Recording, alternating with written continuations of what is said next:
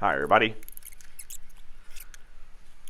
Alright, as we advance towards the completion of this sucker, next stop is adding the nut plates to the front fairing. So we've got the brackets on the inside. You can see them mounted as you look through the interior of the fairing, which is nice.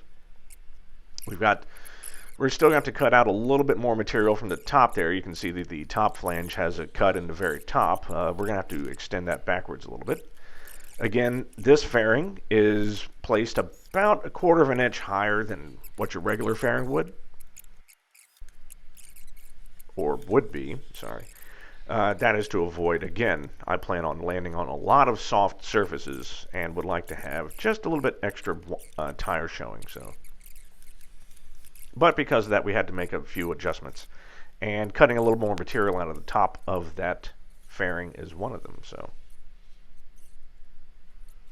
Okay, while you're watching me do this, let's go over some Q&A. We haven't had one in a while. Okay, what does the takeoff go-around button do? I don't know. I'm told it is favorited by people that fly a lot of IFR. I'm sure that someone here will comment on it. I think it will fly the missed approach or do some other stuff. Once I have a more solid answer, I'll let you know.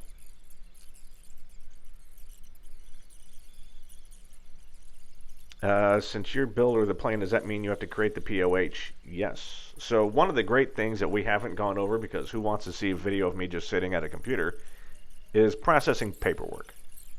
All right, POH, checklists, all of that. Got to have all of that in order if you want this sucker to be legal. And believe me, the FAA will use any excuse they can to thwart your activity.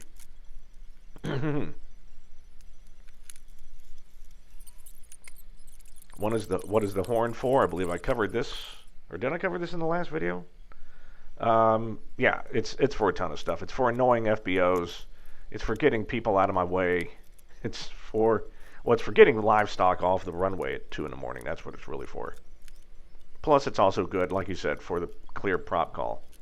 So it's used for many, many, many things.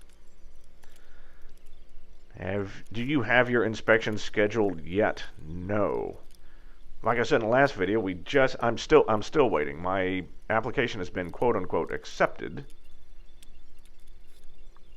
Just waiting to set a date. Sounds like people that have been engaged for 8 years. Why haven't you gotten married? Oh, we're just waiting to set a date. Yeah, sure you are.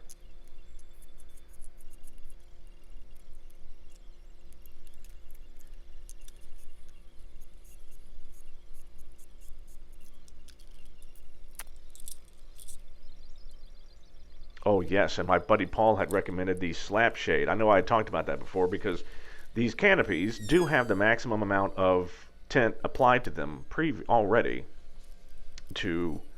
for allowable nighttime VFR, right? They are already shaded as much as they can. However, during the day, that doesn't help. So, yeah, slap shades, they're great. A friend of mine uses those in his Saratoga. Cannot recommend them enough. All right, so now we're going to move on to something else, which you won't see the completion of, but we're going to go ahead and start talking about it. So the remote oil filter's got a leak.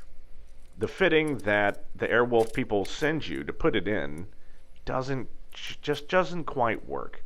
It's a 90-degree AN fitting, right, with the AN fitting, AN threads on one side and NPT on the other. The NPT goes into the actual remote filter housing right there. You can see the filter just right at the edge of the firewall there, and it doesn't quite work. So what we're going to do is we're going to engineer a retrofit, which we will finish in the next video. Basically, we have to put in we take out the angled piece that they give, put in a straight fitting, and then a separate elbow on top of that, but then we have to secure it up, which we'll go over in the next video. So, all right, hope everyone's having a great weekend.